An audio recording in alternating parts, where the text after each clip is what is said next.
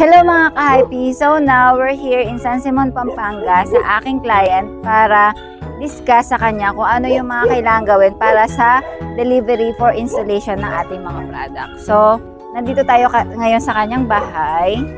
So, papasilip ko lang sa inyo itong labas niya. Payment nyo, 1 week prior na po. Delivery na po tayo. Tapos, ayun na nga sir, yung chinek ko yung paglalagyan niya.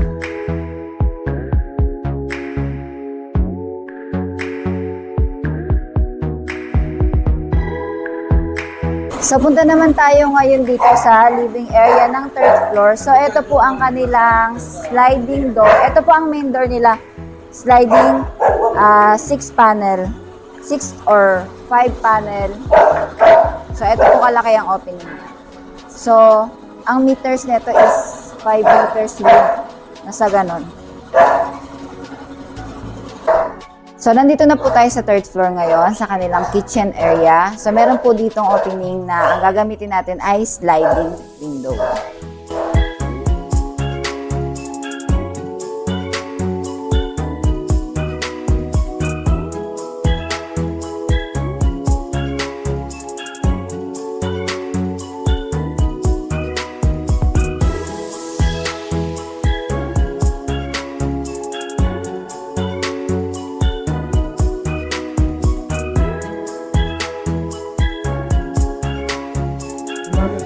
Today, nandito tayo sa room 4 ng attic. So, ang gagawin natin dito sa openings na to is 3 panel ng casement window na may French design, also the hard mesh screen.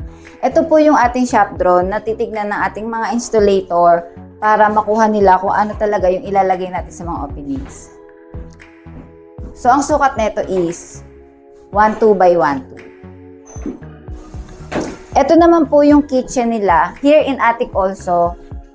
So, ganun din po ang gagawin natin sa kanya. Uniform sila by 3 panel casement window.